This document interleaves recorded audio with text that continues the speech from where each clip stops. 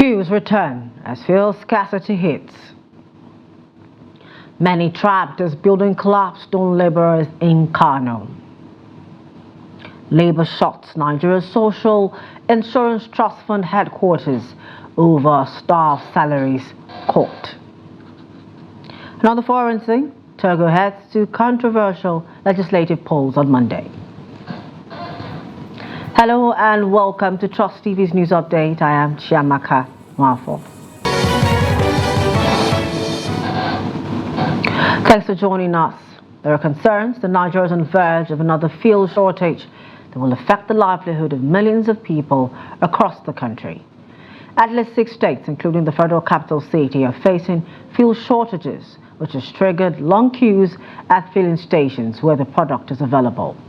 Dorcas Yakubu has a situation report from Abuja. It is an all too familiar scene in Nigeria. Cars lining up in long queues, waiting to fill up on petrol due to scarcity. Recently, many filling stations across Nasarawa, Niger, Gombe, Sokoto, Anambra and Abuja, the Federal Capital Territory, have shut down, leaving thousands of commuters stranded at various bus stops. Speaking with residents in Abuja, they lament the impact of the situation on their daily lives. Really, I don't even know what is causing the fuel scarcity, one. And secondly, so many of us, we are not patient. There are some people who have been in the queue for some hours, but some people just come from one way and they were allowed them to enter. We, the people that obey to be in the queue, we are still here suffering. Now I'm supposed to be in the work. So I'm on the queue. So work now, I left my work in office. So I have to be in the queue so that before getting fuel, before went to my work. Sometimes I used to keep my car at home, enter transport because of scarcity of fuel. If you see me, you know that it's not a plain matter at all. I've been here for over 4 hours. And the funniest part of since morning, I've been following from one filling station to the other. So even this one that I joined now, I just sacrificed a whole day today just to buy fuel. While there are visible long queues, ironically, black market traders have popped up along the roads with petrol in gallons ready to make a sale. When asked how they are able to access the product despite the perceived shortages, a black market trader had this to say. They don't sell to us in gallons, so we use motorcycle riders. They buy in their fuel tanks and sell to us. Residents have called on the government to prioritize reviving domestic refineries and subsidize fuel in order to mitigate the adverse effect on Nigerians. Government need to at least subsidize this fuel. At least let it come to 500. We can manage to buy it at 500.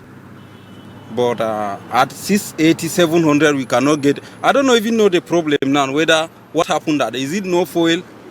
Or because we are willing to buy at the higher price and we are not even getting the fuel. So government, maybe they should, all the refineries, let them give it to people that can manage the refinery. Since government cannot manage the refinery, let's give individuals that can manage the refinery. Easy thing that government can do is to at least prepare one refinery for us. That is what I think. Oil marketers are meeting with the management of the retail subsidiary of the Nigerian National Petrol Company Limited in an effort to address supply concerns within the industry. Dorcas Yakubu, Trust TV News, Abuja. A sad development: an unidentified number of individuals working at a building construction site in the Kuntau area of Gwale local government area of Kano State have been trapped as the building collapsed Friday morning. Reports said that at least 11 persons were said to have been trapped under the building. 2 persons have so far been rescued alive and have been rushed to the hospital by operatives of the Federal Road Safety Corps, FRSC. Excavation is currently going on in an attempt to rescue the remaining bodies whose identity and number are yet to be ascertained. President Bola Tinubu said on Thursday that bilateral partnerships between Nigeria and the Netherlands must be mutually beneficial and transformative and translate into, quote, verifiable gains for citizens of both countries. He called for a creative approach to find investment-minded solutions to benefit the two nations. President's spokesperson, Ajuri Ngelale, revealed details of Thursday's talks in a statement titled, quote, President Tinubu to Dodge Industry. Partnerships must be transformative. They must translate into real gains for our citizens, end of quote. He emphasized the importance of stronger ties between Nigeria and the Netherlands, saying both countries must explore more creative channels of collaboration to build bridges that connect markets and facilitate the flow of goods, services, ideas, and peoples. Tinubu argued that his administration is enhancing Nigeria's business environment to make it very friendly through various reforms. Netherlands is an extremely knowledge-driven economy. A typical example for you would be that Netherlands is the second largest exporter of agricultural produce in the world. But if you look at the size of the country, it's actually quite small. So they do not cultivate as much as they export. But the use of knowledge and technology is responsible for the progress and the growth that you can see in their economy. And because of our ambition to diversify our economy in Nigeria, but ensure technical efficiency, which is whatever we do, we need to raise the level of productivity. It is important that we align but also partner with countries like Netherlands. We in Nigeria will have the available land, but our most problem is that the land is shrinking because we have a huge bulging population. There's habitation encroaching on farmlands. So what we need is increasing yield per space. You know, for us to set up, have a meeting like this, you know, with a huge delegation from the Netherlands, it means there is high interest, and we've seen the bank investing in Nigeria, you know, making a big commitment, you know, from the president, and you know, we're happy to support. We have what it takes to bring more businesses into Nigeria. Meanwhile, the Kingdom of Saudi Arabia has made a donation of 50 tons of dates to the Nigerian government as part of ongoing humanitarian efforts. Habibat Ajayi has the details. Saudi Arabia is continuing its long-standing commitment to providing humanitarian assistance to the Federal Republic of Nigeria across various sectors. The donation of dates presented by the custodians of the two holy mosques is part of the annual humanitarian and relief assistance program aimed at benefiting needy families worldwide. Saudi Arabia's ambassador to Nigeria, Faiza Ibrahim, expressed gratitude for the strong bilateral relationship between Nigeria and the Kingdom of Saudi Arabia. واليوم إن شاء الله حنوقع على هدية من حكومة المملكة العربية السعودية لأخواني وأشقائي في جمهورية نيجيريا عبارة عن 50 طن من التمور. King Salman Humanitarian and Relief Center has provided a lot of humanitarian assistance in Nigeria, valued at about $46 million. Receiving the donation on behalf of the Nigerian government, the representative of the Minister of Foreign Affairs, Moritala Jimo, Deputy Director of the Middle East and Gulf Division, appreciated Saudi Arabia's government for the gesture, highlighting the potential for further collaboration. Dates are actually meant for internally displaced persons and victims of disasters, natural disasters across the country, particularly in the IDP camps.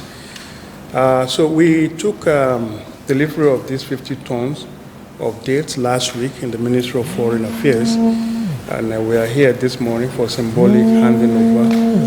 Adamu Ibrahim Lamu, Permanent Secretary, Ministry of Foreign Affairs, will formally handing over these dates to the Permanent Secretary of Humanitarian, Federal Ministry of Humanitarian, for onward transmission to the affected people across the country. This donation highlights Nigeria's growing bilateral relationship with Saudi Arabia. Habibat Ajayi, Trust TV News, Abuja. Members of the organized labor on Friday protested and shut down the headquarters of Nigeria Social Insurance Trust Fund (NSITF) over alleged cut of workers' salaries in the agency by the management of the fund. The aggrieved protesters, led by the President of Trade Union Congress (TUC), Festus USIFO, and executive members of the Association of Banks, Insurance and Financial Institutions started their demonstrations at about 11 a.m. armed with placards with various unprintable inscriptions.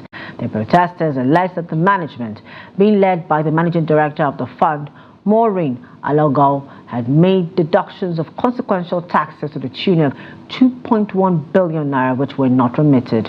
Addressing the protesters, CIFO said the protest and subsequent shutdown of the fund became imperative after efforts made by the leadership of Asbifair to resolve the whole hula baloo with the management amicably failed. Affecting your welfare. Yes, sir. The function of trade unionists, of any trade unionist that knows his audience, two things. One, protect jobs and enhance pay. Yes. Once those two things are done, every other thing are add-on. Yes. But those are the two foundations and fundamentals that as trade unionists we need to consistently remind ourselves about. He has equally briefed me of the challenges. He has equally told me of what is currently happening over here. And for us, we are with you during the day, we are with you at night as well. Our pay in whatsoever guise it is. At all. Because a lot of us, we have planned with the pay that you are supposed to pay us at the end of the month. We have carried out planning, we have done our own budgeting, we have done all our alignments. Then suddenly, the pay will not come and we will be short pay. How can we explain to our children? How can we explain to our spouses? Yes, sir. The Legal Practitioners Disciplinary Committee, LPDC, has struck out the name of Adekunbi Ogunde from the role of legal practitioners in Nigeria. LPDC gave its decision after thorough investigation into the allegations against Mrs. Ogunde, who was a partner at the law firm of Wole Olanipekun and Co. The controversy surrounding her began when it was reported that she had written an email to an international oil company soliciting the company's brief in a matter against the Rivers State government. The brief had already been settled by the law firm of Okeke and Ajumogobia. The Nigerian Bar Association immediately instituted disciplinary proceedings against her for violation of the rules of professional conduct. Kano State Police Command has reacted to its recent withdrawal of police officers from the State Anti-Corruption Commission. A statement issued by the command spokesperson Abdullahi Haruna Kiyawa said the development was sequel to routine staff audit being carried out by the command. The statement clarifies that members of the public are to note that the object of the ongoing staff audit is basically to address the litany of complaints as reported by sections of the media. The police further said the action further became imperative so as to correct the obvious anomalies in the operations of the commission, as police officers primarily deployed to static guards and other duties were being used to effect arrests and carry out investigation of cases, which clearly is a deviation from the originally assigned mandate and must be corrected. Over in Rivers State, Governor Similayo Fubara has encouraged the Nigerian Navy to be firm in the fight against all forms of economic sabotage, particularly crude oil theft in the nation's waterways. The governor noted with delight the positive result already recorded by the Navy in the state, due largely to the tremendous support it has received from his administration. First a report. Governor Fubara spoke when he hosted a courtesy visit of the Chief of Naval Staff, Vice Admiral Emmanuel Ikechukwu Ogala, with his delegation of top officers of Navy High Command at the Government House in Port Harcourt.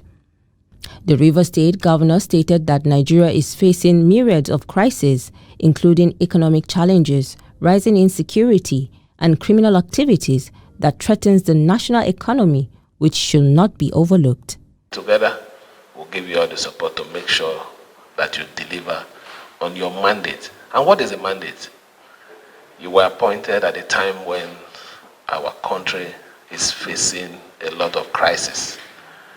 And your duty, among others, include to reduce, if it cannot be eliminated completely, this crime of the waterways, oil theft, and others. And I'm happy that there are positive and commendable record of achievement in the course of your tenure. The Chief of Naval Staff, Vice Admiral Emmanuel Ikechukwu Ogala, reiterated that the Nigerian Navy and River States are like conjoined twins that cannot do without each other.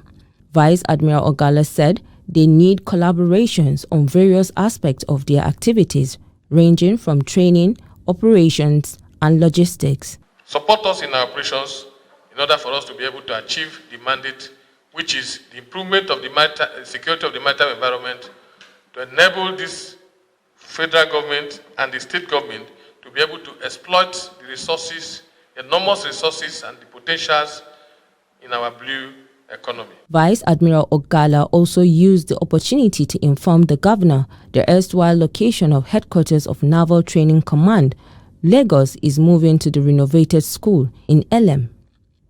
The naval boss said under his watch, Navy has impounded 14 vessels caught to be conveying stolen crude oil and several other individuals arrested.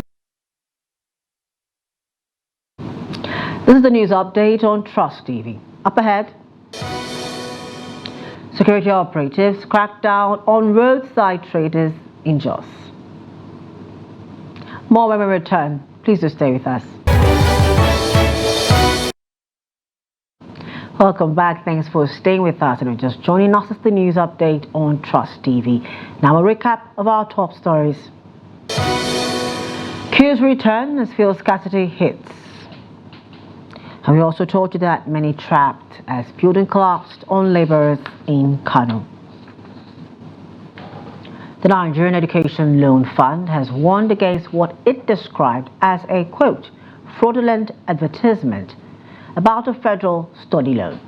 This followed events on some news sites where the website www.fedstudyloan.gov.ng is being advertised as the application portal for the highly anticipated student loan scheme of the federal government.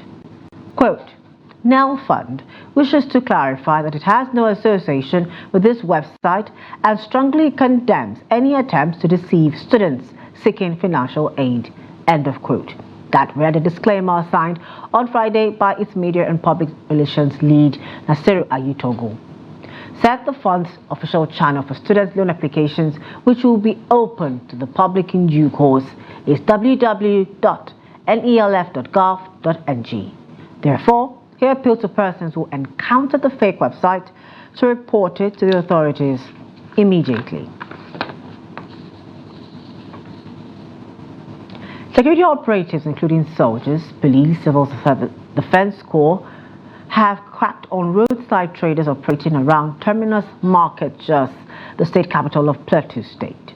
A joint team of security operatives reportedly arrived at the market on Wednesday night, prepared to prevent traders from conducting business on Thursday as a way of sanitizing the metropolis. Ado Musa tells us more. The state government had previously set April 22, 2024 as the deadline for the roadside traders to vacate the areas. However, the traders didn't vacate until Thursday when the joint security operatives arrived at the areas.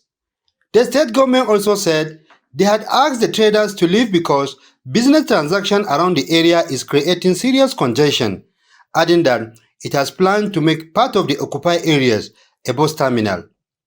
But some of the traders say they were not adequately informed, adding that no provision was made for them before security operatives evacuated them from the road. Pleading government to come to our rescue.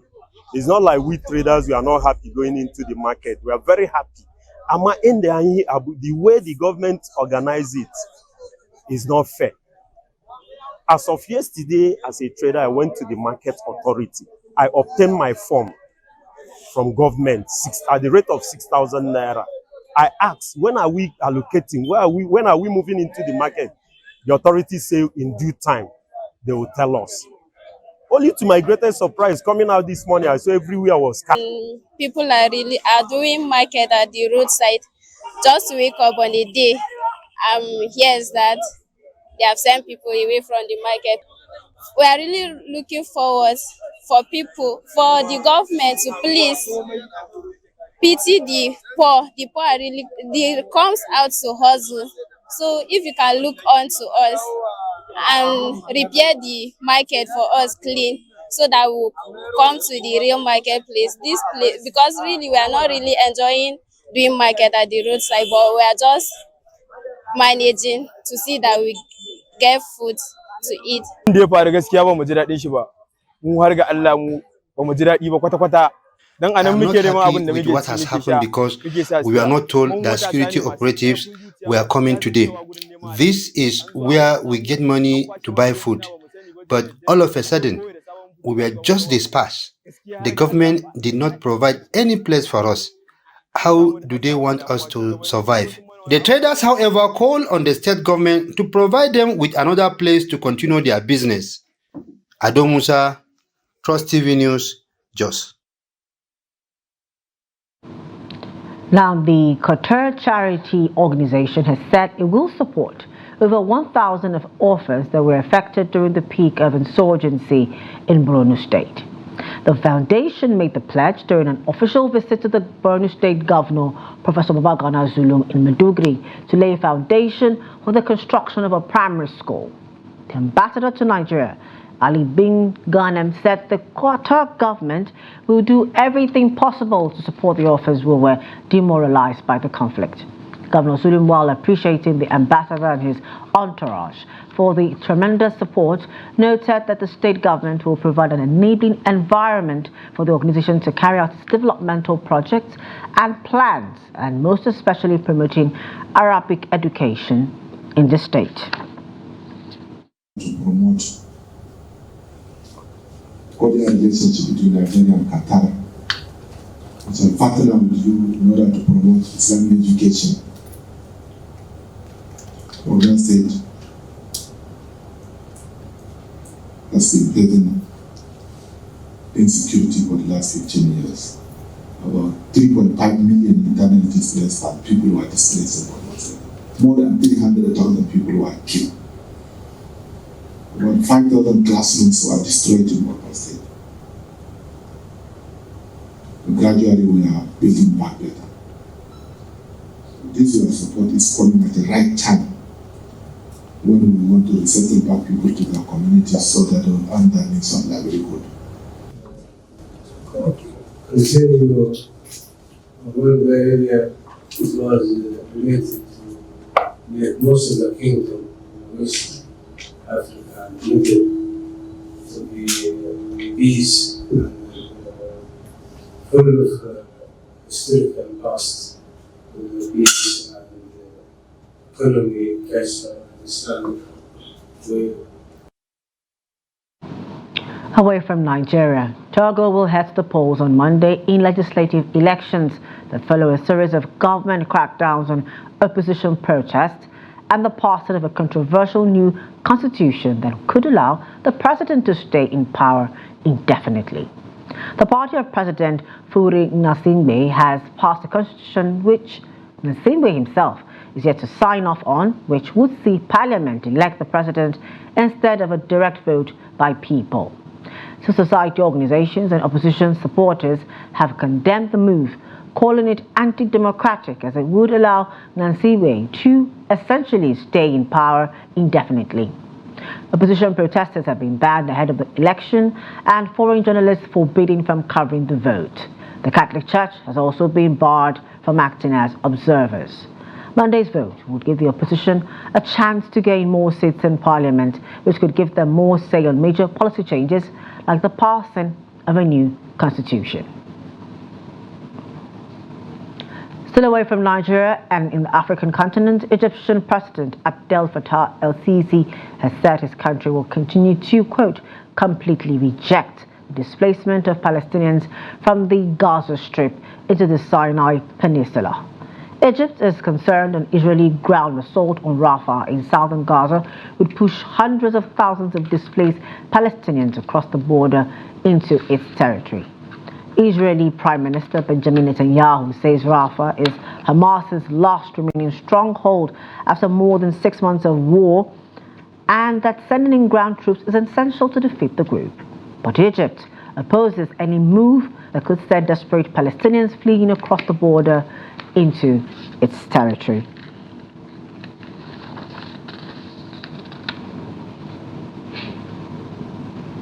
And that's it for news updates at this hour. For more news, documentaries and programs, please do well to follow us on all our social media platforms and on our YouTube live stream.